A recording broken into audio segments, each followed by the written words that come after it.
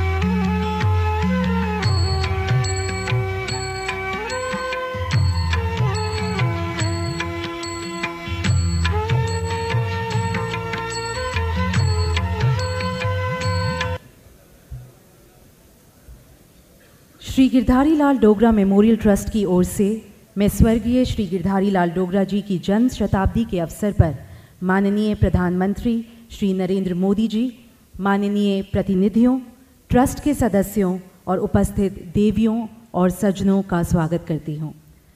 स्वर्गीय श्री गिरधारी लाल डोगरा जी, जो कि डोगरा साहब के नाम से लोकप्रिय थे, अपने समय के सर्वोच्च नेताओं में से एक थे। वे एक दूरदर्शी व्यक्ति थे और उन्होंने वंचित लोगों के उत्थान के लिए काम किया।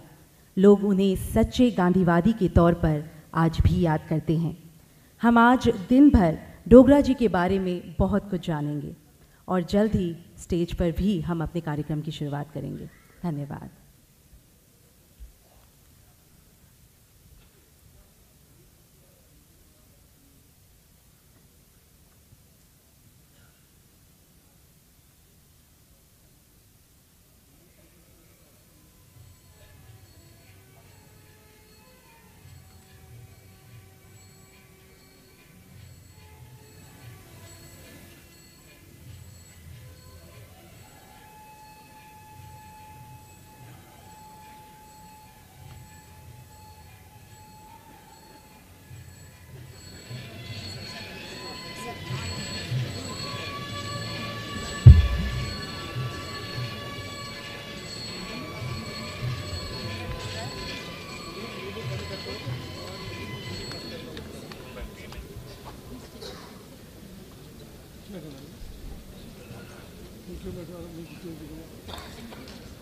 देवियों सज्जनों, माननीय प्रधानमंत्री श्री नरेंद्र मोदी जी मंच पर पधार चुके हैं। हम आपका तहे दिल से स्वागत करते हैं। प्रधानमंत्री जी के साथ साथ हम मंच पर स्वागत करते हैं महामहिम राज्यपाल श्री NN वोरा जी, भारत सरकार के वित्त, कॉर्पोरेट अफेयर्स, सूचना एवं प्रसारण मंत्री श्री अरुण जेटली जी, मुख्यमंत्री जनाब मुफ्ती मोहम्मद सईद, नेता विपक्ष राज्यसभा जनाब गुलाम नबी आज़ाद, केंद्रीय मंत्री डॉक्टर जितेंद्र सिंह, वरिष्ठ नेता तथा सांसद डॉक्टर कर्ण सिंह एवं उप मुख्यमंत्री डॉक्टर निर्मल सिंह जी का जोरदार तालियां हो जाएं एक बार फिर से।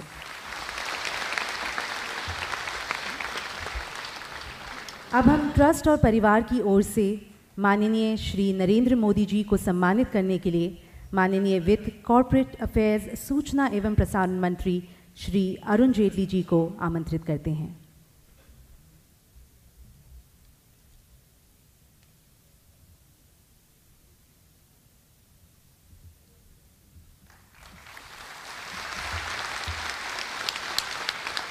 अब मैं श्री अरुण जेटली जी से अनुरोध करूंगी कि वे एकत्र जनसमूह का स्वागत करें। श्री अरुण जेटली जी।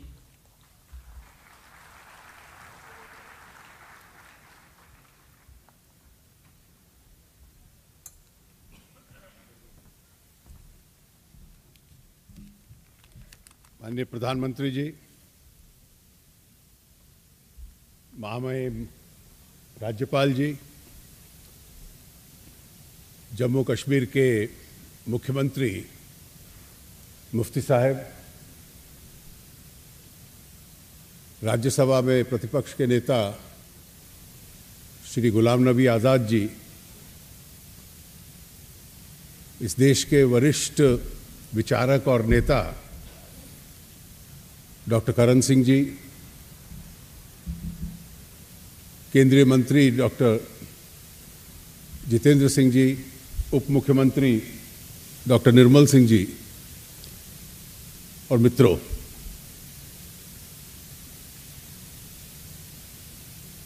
आज डोगरा साहब का शताब्दी जन्म दिवस है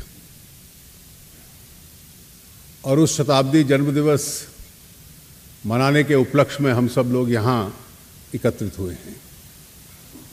डोगरा साहब की स्मृति में जो ट्रस्ट चलता है, उनके परिवार के निकटतम सदस्यों और मित्रों द्वारा उनकी याद में उस ट्रस्ट ने आज इस कार्यक्रम का आयोजन किया है। आज के इस कार्यक्रम के बहुत महत्व हैं। डोगरा साहब की स्मृति में इस कार्यक्रम का आयोजन हो रहा है, ये अपने आप में महत्व है। और भारतीय लोकतंत्र की ताकत भी इससे प्रकट होती है कि जम्मू कश्मीर के जितने भी मुख्य धाराओं में लगे लोग हैं, उस सब के प्रतिनिधि यहां पर मौजूद हैं। ट्रस्ट ने डॉक्टर फारूक अब्दुल्ला साहब को भी निमंत्रण दिया था, अभी वो स्वास्थ्य लाभ करके पहुंच नहीं पाए, इसलिए उनको अनुपस्थित रहना पड़ा। वो यहां होते तो वो भी शामिल होते। मैं विशेष रूप से माननीय प्रधानमंत्री जी का और मंच पर मौजूद सभी महानुभावों का आभारी हूं कि इस कार्यक्रम के लिए उन्होंने अपना समय निकाला। इसके साथ साथ विशेष इसी भूमि के पुत्र, पूरे विश्व में जिनका नाम है, संतूर वादक पंडित शिव कुमार शर्मा जी भी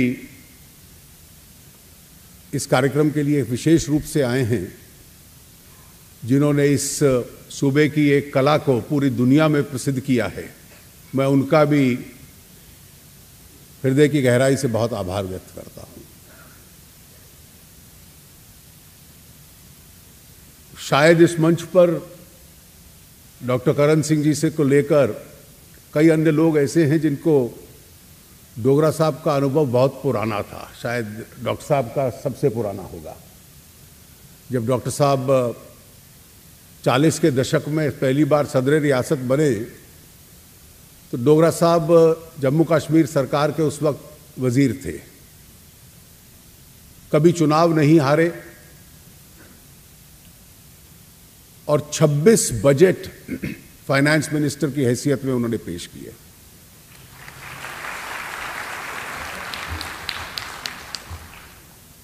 एक देशभक्त, व्यवहार में बहुत विनम्र, सरल और सहज, लोगों के बीच में रहना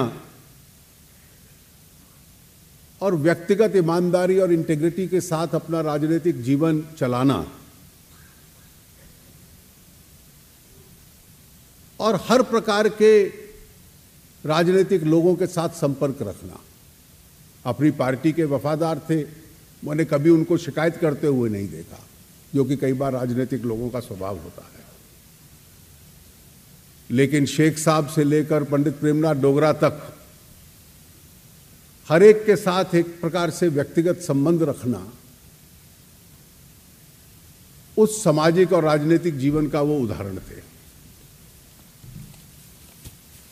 और आज शायद यही कारण है कि हर प्रकार के व्यक्ति उनकी याद के सम्मान में यहाँ आए हैं।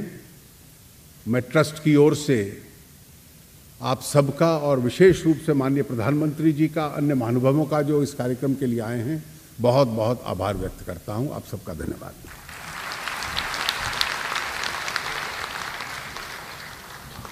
धन्यवाद जेटली जी।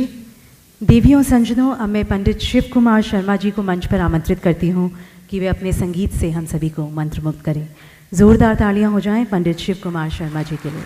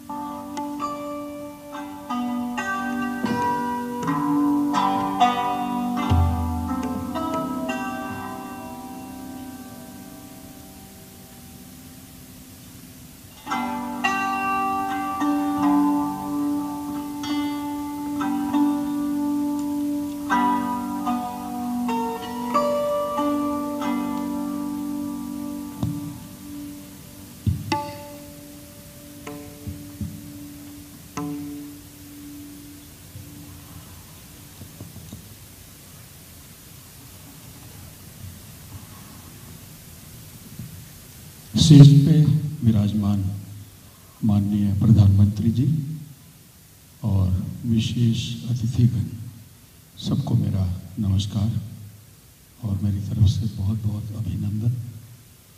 और जम्मू वासियों को भी मेरा बहुत बहुत नमस्कार। आज एक ख़ास मौके पे हम लोग यहाँ पर आए हैं और बहुत ही खुशी है महसूस हो रही है कि डोगरा साहब के लिए हम लोग यहाँ ये कार्यक्रम दे रहे हैं।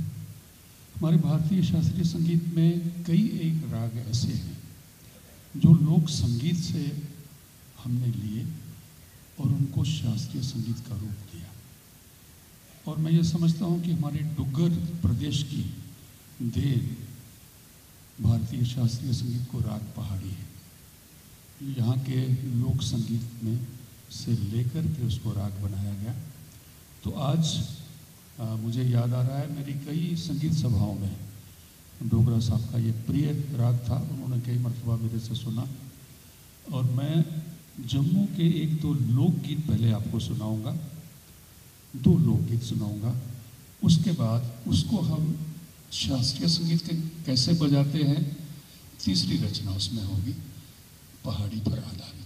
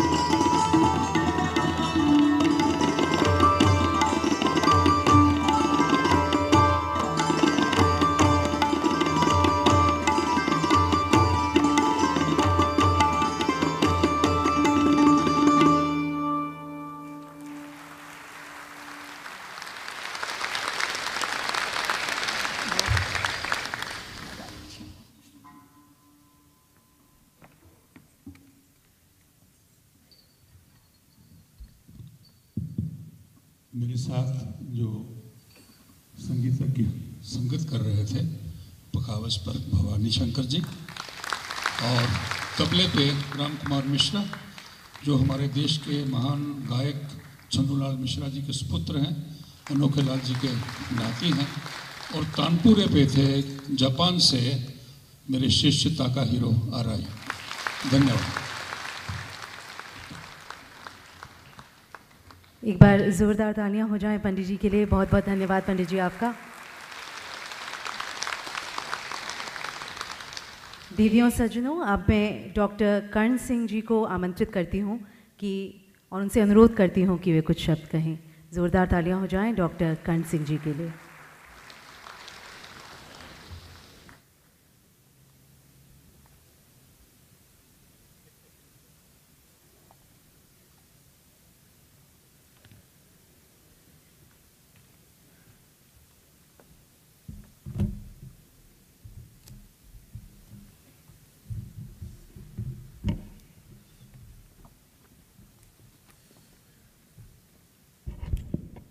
आदरणीय प्रधानमंत्री जी अटल जी, मंच पर बैठे थे साढ़े बुजुर्ग साथी और इस जोरावर सिंह ऑडिटोरियम में इकट्ठे हुए थे बुजुर्गों, भैनों, भराओ ते प्यारे बच्चों। अज असें इस गल की बड़ी खुशी है कि पंडित गिरधारी लाल डोगरे की जन्म शताब्दी के उपर श्री नरेंद्र भाई मोदी खास तौर पर इतने प्रधानमंत्री जी आए हैं। अस उनका स्वागत करने। जम्मू निवासियों की तरफ का, सारे जम्मू निवासियों की तरफ का मैं बड़ा बड़ा उनका स्वागत करना। और असी इस गल की खास खुशी है कि उनके कन्ने डोगरा साहब के काबिल तरीन जवाई श्री अरुण जेटली आए। इनके बगैर तो काम इतने पूरा होना नहीं है कि ये जवाई का अपना एक खास रुतबा होंदा। असें इस गल की बड़ी खुशी है। और तीसरी खुशी इस गल की यह है प्रधानमंत्री जी कि अस एक जनरल जोरावर सिंह ऑडिटोरियम में मिला करने। जनरल जोरावर सिंह कोई साधारण व्यक्ति नहीं है। वो सिर्फ डोगरा हीरो नहीं थे, वो राष्ट्र के हीरो थे। उन्हें किस तरीके से करने महाराजा गुलाब सिंह जी ने देश में डोगरा फौज की लिए भारतवर्ष की सरहद की मजबूत किया, बढ़ाया। जिथे तुम हूँ गए थे सेंट्रल एशिया तक साड़ी रियासत पुजदी होंगी, उत्थे तिब्बत तक पुजदी होंगी साड़ी रियासत। वो जनरल जोरावर सिंह ते डोगरा फौज की बहादुरी है। इस वास्ते असीं इस गल की बड़ी खुशी है कि तुम इत्थे आए दे हो।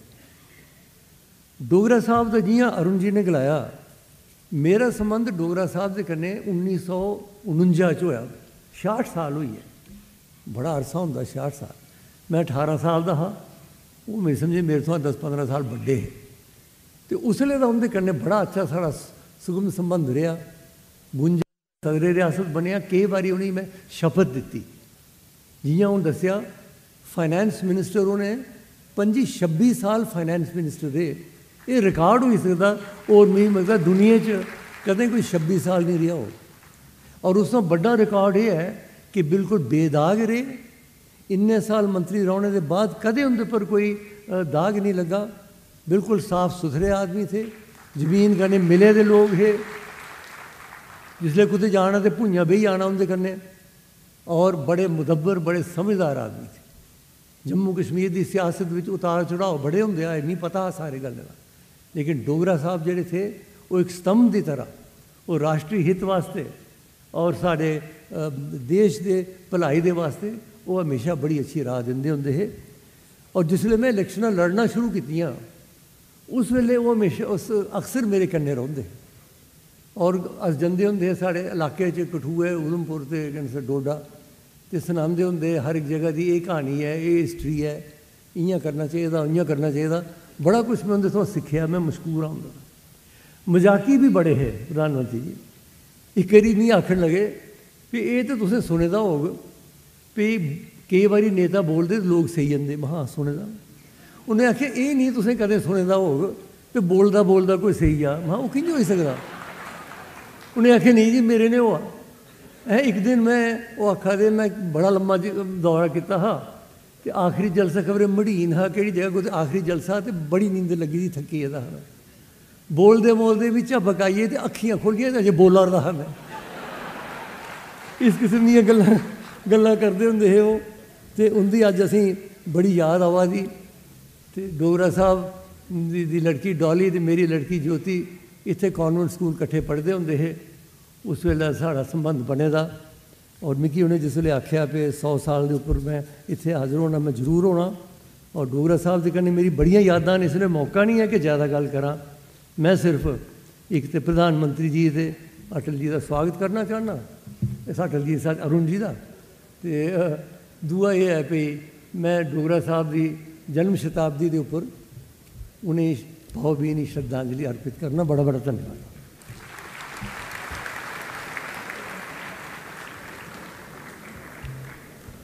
धन्यवाद डॉक्टर कर्ण सिंह जी। अब मैं जनाब गुलाम नबी आज़ाद को आमंत्रित करती हूँ कि वो कुछ शब्दों के साथ हमें संबोधित करें। ज़ोरदार तालियां हो जाएं जनाब गुलाम नबी आज़ाद।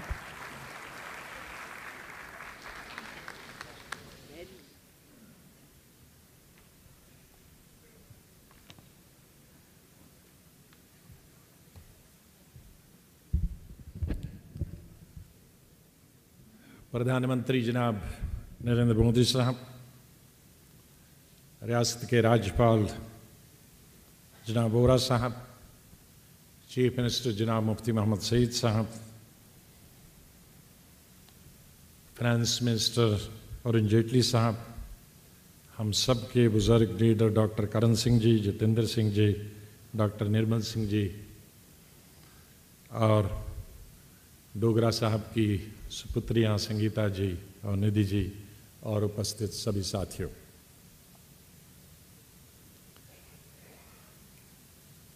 हम सब लोग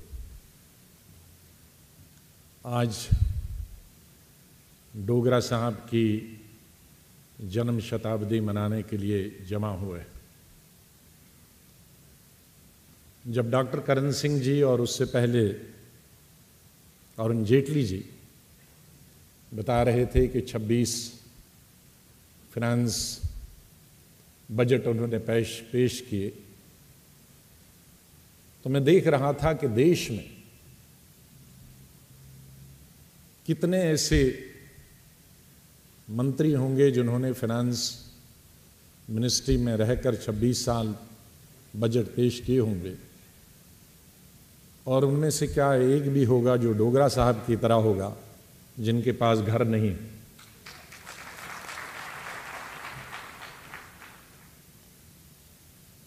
मैं उनको स्टूडेंट लाइफ से जानता हूं, जब मैं एसपी कॉलेज में पढ़ता था, और उसके बाद मैं बधाई देना चाहूँगा मुफ्ती साहब को कि उन्होंने जब वो प्रदेश कांग्रेस कमेटी के सदर थे और डोगरा साहब सीएलपी के लीडर और बाद में लीडर अपोजिशन रहे और मैं यूथ कांग्रेस का स्टेट प्रेसिडेंट था, इन्होंने बहुत घुमाया हमको। तो उस वक़्त उनकी जो भाषण सुनने का अवसर प्राप्त हुआ वो ज़मीन से जुड़े हुए थे। आज हम जो भाषण करते हैं शहर में भी वही भाषण करते हैं, गांव में भी वही भाषण करते हैं, लेकिन उनसे एक बात मैंने सीखी कि शहर में उसी ज़बान का इस्तेमाल करो जो शहर वाले जानते हैं, और वही भाषण अगर देहात में करना होगा तो वहां कौन से शब्दों का इस्तेमाल करना होगा, प्रयोग करना होगा जो सिर्फ गांव वाले समझ जाएं। ये भी एक कला थी।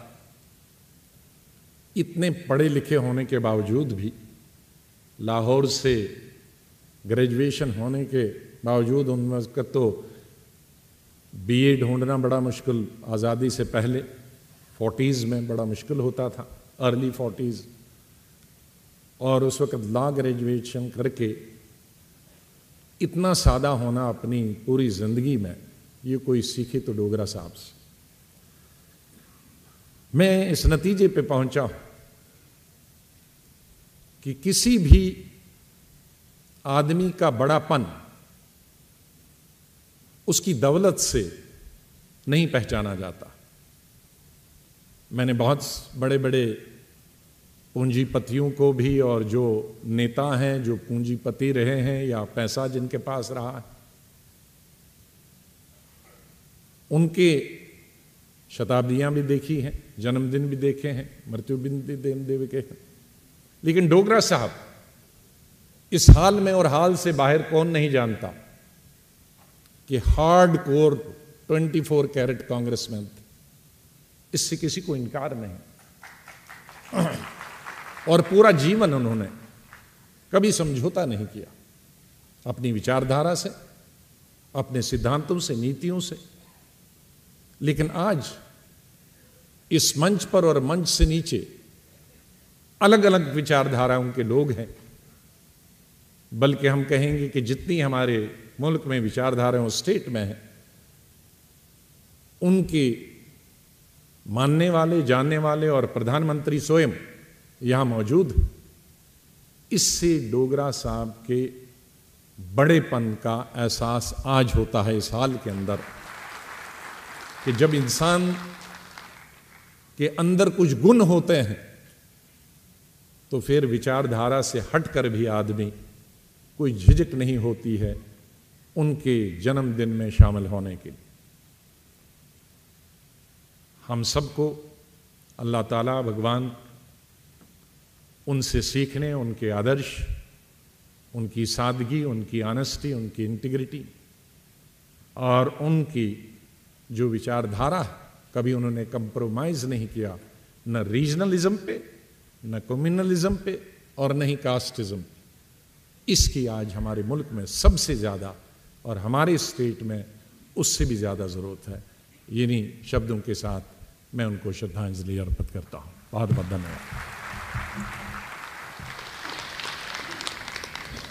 धन्यवाद जनाब आज़ाद। अब मैं माननीय मुख्यमंत्री जनाब मुफ्ती मोहम्मद सईद से आग्रह करूंगी कि अपने विचार रखें।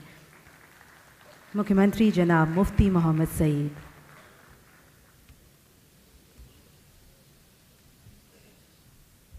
देश के प्रधानमंत्री नरेंद्र मोदी जी और हमारे गवर्नर आनंद वोरा जी, हमारे मित्र गुलाम नबी आज़ाद साहब, doctor Karan Singh ji, Arun Jaitley ji, doctor Jitendra Singh ji, deputy chief minister Nirmal Singh ji, साथियों, मैं याद करता हूँ, मैं 59 में मैंने अलीगढ़ से लॉ पास किया, तो मैं यहाँ आया। उस वक्त सियासत यहाँ की हमेशा उथल पुथल होता था, तो मैंने सोचा उस वक्त जीएम सादक के अंडर नेशनल कॉन्फ्रेंस के बख्शी गुलाम मोहम्मद हुआ करते थे वज़ीर आज़म, प्राइम मिनिस्टर। एक अपोजिशन पार्टी बनी थी डेमोक्रेटिक नेशनल कॉन्फ्रेंस, उसके जम्मू के रूही रवां थे डोगरा साहब और उनके साथ यहाँ के बहुत सारे साथी, कृष्णदेव सेठी, सैयद मीर कासिम जी किदार। तो मैं ये कहना उस वक्त भी, हालांकि मुझे कहा गया है जब डोगरा साहब लाहौर से LLB करके आए, और भी कई लोग थे, मोतीराम बेगड़ा थे, पंडित जवाहरलाल नेहरू ने उनको 1983 में 43 में ये मशवरा दिया कि आप नेशनल कॉन्फ्रेंस ज्वाइन करिए, क्योंकि नेशनल कॉन्फ्रेंस एक तहरीक थी, लेकिन जम्मू में इसकी पॉपुलैरिटी नहीं थी। उस वक्त पंडित जवाहरलाल नेहरू की सोच आगे थी, ये आने वाली जमात है और जम्मू की लीडरशिप के साथ इसका सहयोग होना चाहिए। इस तरह डोगरा साहब, मैं कहता हूँ, रूलिंग पार्टी की हैसियत से नहीं बल्कि अपोजिशन में भी रहे। जब 1977 में इंदिरा गांधी और कांग्रेस नाकाम हुई, मैं उनके साथ था। मैं उस वक्त यहाँ के प्रदेश कांग्रेस का प्रेसिडेंट था, गुलाम नबी आज़ाद साहब थे। जगह जगह होके उन्होंने मोबिलाइज किया। मेरा ये था कि उनका भी ख्वाब था, अगर नेहरू का भी ख्वाब था कि इनको कह के कि जम्मू से अगर कश्मीर में एक मूवमेंट चल रही है उसकी साझेदारी जम्मू से होनी चाहिए। आज भी मेरा यही ख्वाब है। हम कश्मीर को, जम्मू कश्मीर को देश से जोड़ना चाहते हैं, लेकिन हम जम्मू को कश्मीर से जोड़ नहीं पाए। मैं आपसे वादा करता हूं, जैसे 2002 से लेकर 2005 तक हमने हर एक प्रांत से, हर एक रीजन से, चाहे लद्दाख है, चाहे जम्मू है, चाहे कश्मीर है, हमने इंसाफ किया, न्याय किया। मैं कहता हूं ये बदल देंगे हम बीपी सिंह कहते थे politics is art of possibility, managing contradiction. मैं नहीं कहता हूं मैनेजिंग कंट्रडिक्शन, मैं कहता हूं मेरा ख्वाब है सबका साथ अगर होगा हम कंट्रडिक्शंस को रिजॉल्व करने की कोशिश करेंगे। जम्मू कश्मीर के लोग कुछ नहीं चाहते हैं। मैं भी रहा हूं, कांग्रेस में रहा हूं, मैं हिंदुस्तान का होम मिनिस्टर रहा हूं, बड़ी सख्ती करनी पड़े। अगर हमारे ज़माने में उनको गुड गवर्नेंस का, अच्छी हुकूमत, अगर उनको न्याय मिला, अगर उनकी तरक्की हुई, अगर उनको करप्शन फ्री एडमिनिस्ट्रेशन मिली, मेरा साथ कैसे दिया? मेरे पास 2010-2011 में राजनाथ जी आए थे, रविशंकर प्रसाद जी आ गए, मेरे घर पर खाने पर आए, उन्होंने वो किया, ये किया, कश्मीरी के बारे में। जैसे मैंने कहा मैं कौन हूँ, आई एम हियर। अगर उमर अब्दुल्ला की हुकूमत फेल होती है, यहाँ एक मेन स्ट्रीम पार्टी है पीपल्स डेमोक्रेटिक, वो फेल हो जाए, हम आ जाएं। तो इसलिए हमारी यही कोशिश होगी, जो एक किस्म की डिस्क्रिमिनेशन, जो कहते हैं हमारे साथ इंसाफ नहीं हुआ, हमारा ये मॉडल होगा, हमारा ये मकसद होगा, जम्मू और कश्मीर लद्दाख को कंधे से कंधा मिला के चले। मैं अपने यही, ये जो मैंने नाता जोड़ा है, मुफ्ती मोहम्मद सईद को कोई कुर्सी का शौक नहीं, मैंने जो हाथ जोड़ा है, जब मैं कभी कहता हूं नॉर्थ पोल साउथ पोल, इसलिए जोड़ा है। मेरी जिंदगी की तमन्ना है ये जो कश्मकश है खत्म हो जाए, एक अच्छा माहौल बन जाए। मैं फिर पुराने अपने साथी जीएल डोगरा साहब, जिसके साथ मैं कहता हूं गली गली गया हूं 1977 में चंदा जमा करने के लिए।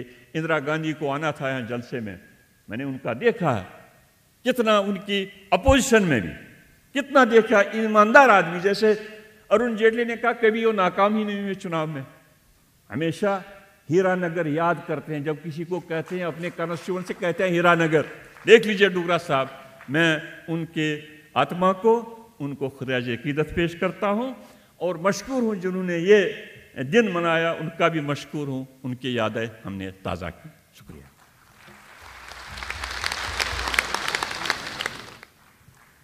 धन्यवाद मुख्यमंत्री जी। देवियों सज्जनों, अब मैं भारत के माननीय प्रधानमंत्री श्री नरेंद्र मोदी जी से अनुरोध करूंगी कि हमें संबोधित करें। माननीय श्री नरेंद्र मोदी जी।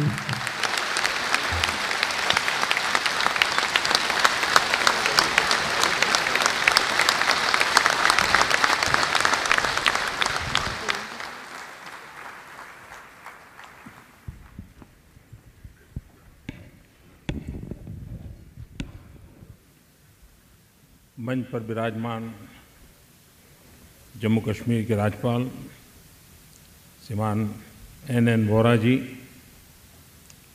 राज्य के मुख्यमंत्री श्रीमान मुफ्ती साहब, केंद्र में मंत्रिपरिषद के मेरे साथी श्रीमान अरुण जी, डॉक्टर जितेंद्र सिंह जी, राज्य के उप मुख्यमंत्री डॉक्टर निर्मल सिंह जी, देश के वरिष्ठ राजनेता और विचारक डॉक्टर करण सिंह जी, मेरे मित्र श्रीमान गुलाम नबी जी, उपस्थित प्यारे भाई और बहनों, ये कार्यक्रम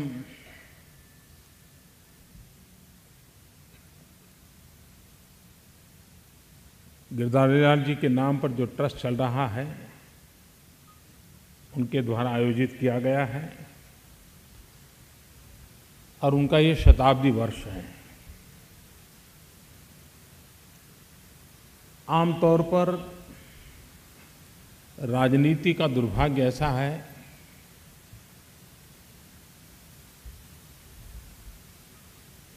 कि मरने के बाद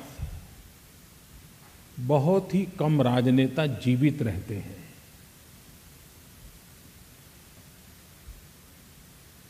कुछ ही समय में वो भुला दिए जाते हैं, लोग भी भूल जाते हैं। लेकिन कुछ ऐसे अपवाद होते हैं जो अपने कार्यकाल में जो कार्य करते हैं, जिस प्रकार का जीवन जीते हैं, जिसके कारण मृत्यु के कई वर्षों के बाद भी वो जीवित रहते हैं। और मैं मानता हूं कि गिरधारी लाल जी उसमें से एक है।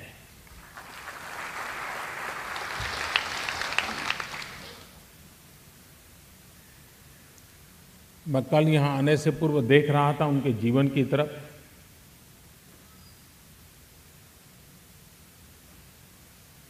वे सार्वजनिक जीवन में देशभक्ति की प्रेरणा से आए थे। वे तब सार्वजनिक जीवन में आए थे जब लेना पाना बनना ये दूर दूर तक नजर नहीं आता था। उस समय वो सार्वजनिक जीवन में आए थे और लाहौर की धरती पर आजादी के आंदोलन के साथ अपने को जोड़ा था। विद्यार्थी काल में भी उन्होंने आजादी के लिए कुछ न कुछ करना, इस प्रबल भावना के साथ अपने आप को जोड़ दिया था। और बाद में राजनीतिक यात्रा में जीवन का अधिकतम समय उनको सत्ता में रहने का अवसर मिला है। देश में 26 बार बजट देने का सौभाग्य शायद ही 2-4 लोगों को भी मिला नहीं है। 26 बार बजट देने के पीछे की 2 बातें साफ होती हैं। एक तो राजनीतिक जीवन में स्वीकृति और स्थिरता, और दूसरी जो दायित्व मिला है उसके प्रति एक्सपर्टाइज एंड समर्पण, तभी जाकर के होता है। अदरवाइज तो लोग आते हैं, जाते हैं, बनते हैं, बदलते हैं, ये रहता है। लेकिन ये मूलभूत बातें जब होती हैं तभी ये संभव होता है। और आज शायद जम्मू कश्मीर में 2 या 3 पीढ़ी ऐसी होगी सार्वजनिक जीवन में जिनको जो गर्व से कहते होंगे कि मुझे गिरधारी लाल जी की उंगली पकड़ करके चलने का सौभाग्य मिला था। मेरे राजनीतिक जीवन को शेप देने का प्रारंभ उन्हीं के हाथों से हुआ था। जैसे अभी गुलाम नबी जी बता रहे थे कि उन्होंने मुझे तैयार किया।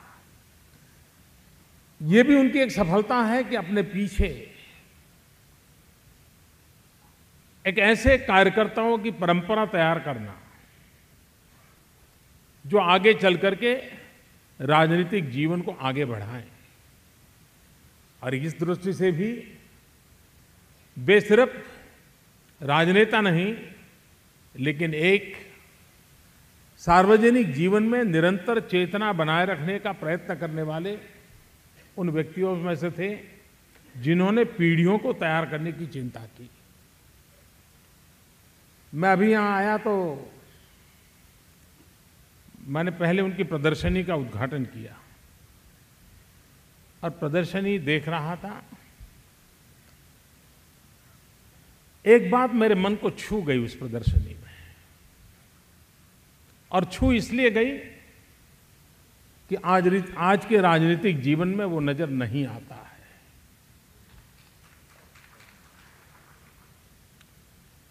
मैंने उनकी राजनीतिक जीवन यात्रा के जितनी तस्वीरें देखी, उन तस्वीरों में उनके परिवार का एक भी व्यक्ति कहीं नजर नहीं आता है।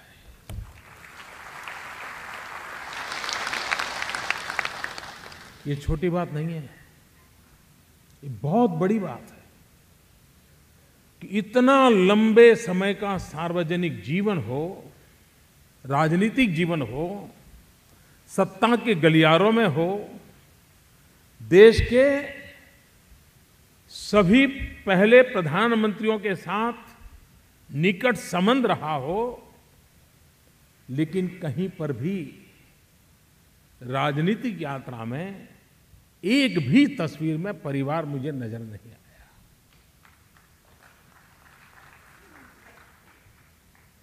मैं कल्पना कर सकता हूं कि, और ये कठिन काम होता है, सरल नहीं होता है, अपनों की थोड़ी बहुत इच्छा रहती है, लेकिन अपने काम के समय भाई आप अपनी जगह पे, जब घर आऊंगा तब ठीक है। परिवार के जन दिखाई दिए एक तस्वीर में, कब?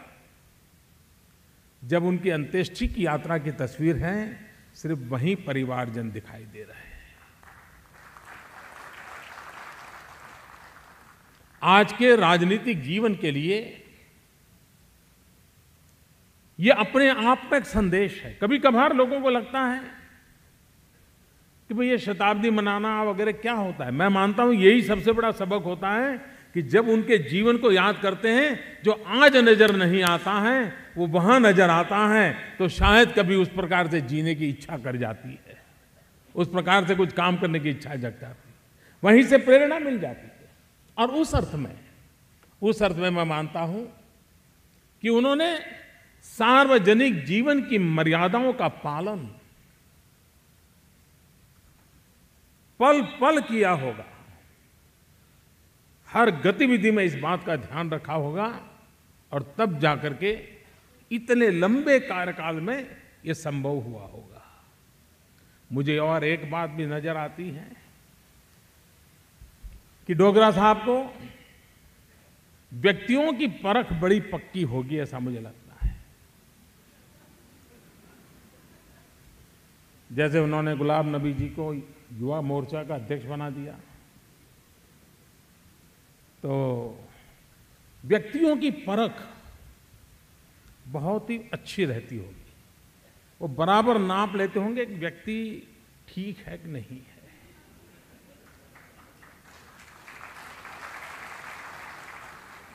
और उसका उदाहरण है उन्होंने जो दामाद चुने हैं।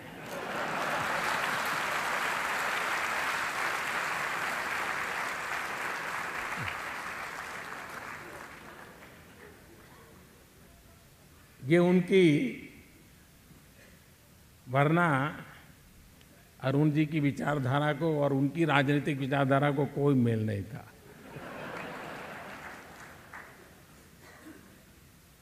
उसके बावजूद भी कुर्सी दे न दे, बेटी तो दी।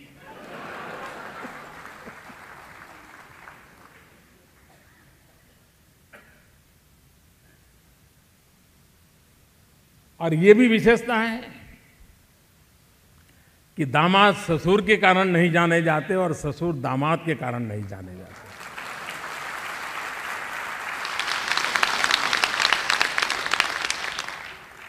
वरना इतने साल के सार्वजनिक जीवन में अरुण जी को कभी तो मन कर गया होगा कि ससुर इतने बड़ी जगह पे बैठे, लेकिन उन्होंने भी अपने आप को दूर रखा और उन्होंने भी इनको दूर रखा। आप अपना भाग्य अपने खुद तय कीजिए, मेरा जिम्मा मैं निभाऊंगा। और आज तो हम जानते हैं दामादों के कारण क्या क्या बातें होती है।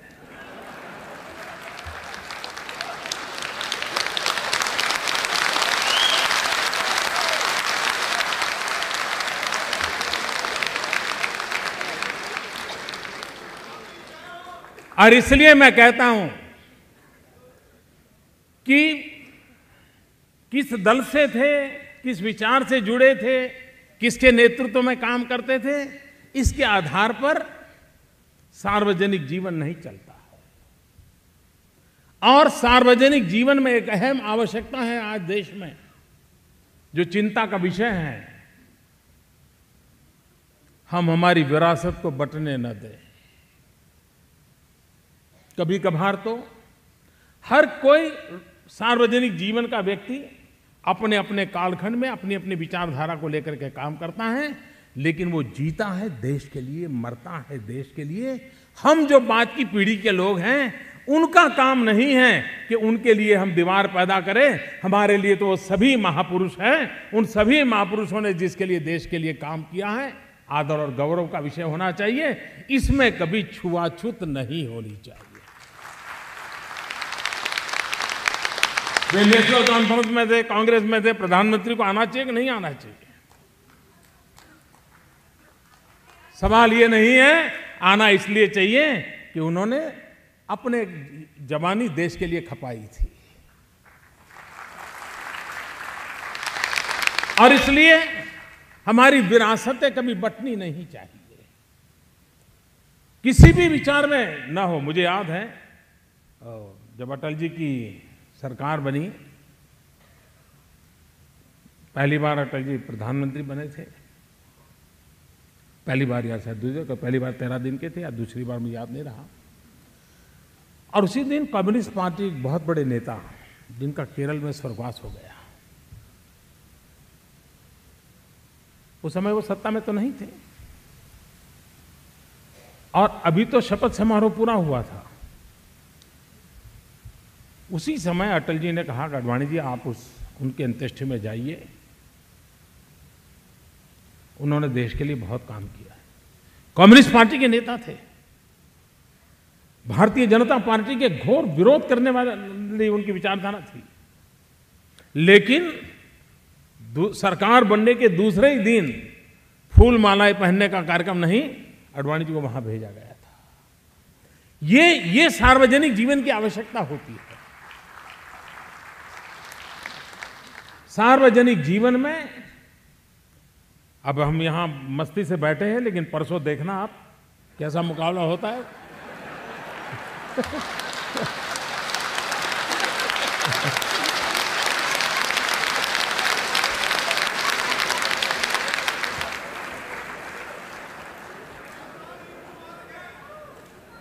ये लोकतंत्र का सहज गुणधर्म है।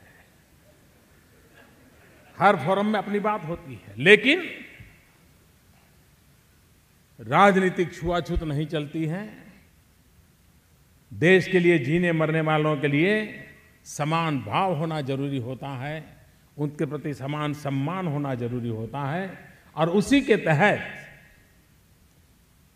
डोगरा जी आज होते तो हमारा विरोध करते, शायद उनके दामाद का भी करते, लेकिन उनके जीवन को, उनके कार्य को हम गौरव के साथ देखें, उनसे कुछ सीखें, पाए और आगे बढ़े। इसी एक अपेक्षा के साथ हम सब ऐसे महापुरुषों को याद करते रहें, उनसे प्रेरणा लेते रहें। रमजान का पवित्र महीना पूर्णता पर है। बहुत बड़े उमंग और उत्साह के साथ देश और दुनिया में ईद की प्रतीक्षा हो रही है। मेरी तरफ से ईद के पावन पर्व के लिए सभी इस परंपरा को मानने वाले महानुभावों को हृदय से बहुत बहुत शुभकामनाएं हैं। बहुत बहुत धन्यवाद।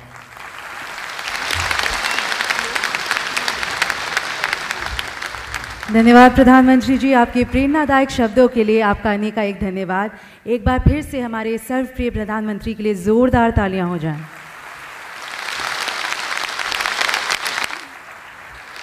अंत में मैं स्वर्गीय श्री गिरधारी लाल डोगरा जी की सुपुत्री श्रीमती निधि शर्मा जी से अनुरोध करती हूं कि वे मंच पर आएं और माननीय प्रधानमंत्री जी तथा सभी अतिथियों का धन्यवाद ज्ञापन करें।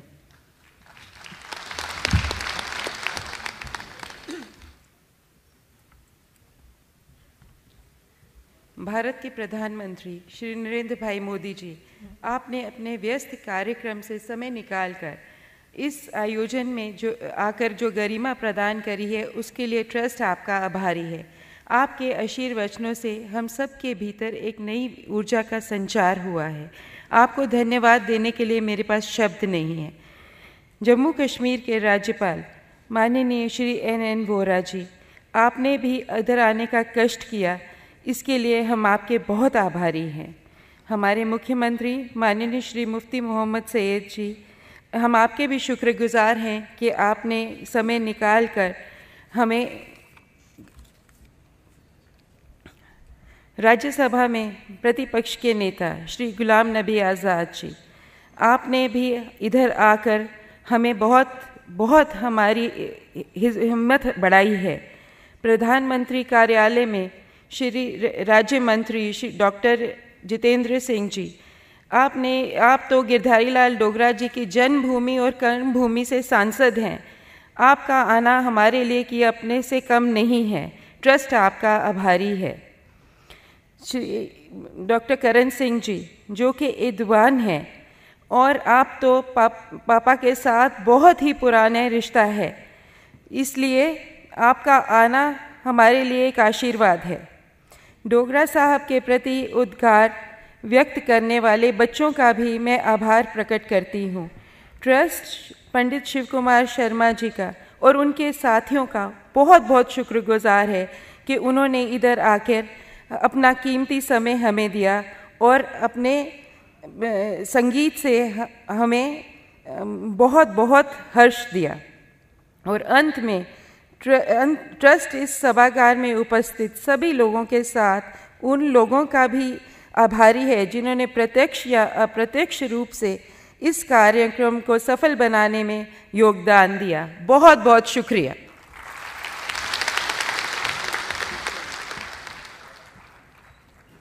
धन्यवाद निधि जी। इसी के साथ मैं आज के समारोह को विराम देती हूँ। हमने श्री डोगरा जी के बारे में पहली मंजिल पर एक प्रदर्शनी लगाई है। आप सभी से अनुरोध है कि कृपया इसका अवलोकन करें। एक बार ज़ोरदार तालियां हो जाएं फिर से। मंच पर मौजूद हमारे माननीय प्रधानमंत्री जी और हमारे जितने भी सीनियर लीडर्स यहाँ पे मौजूद हैं।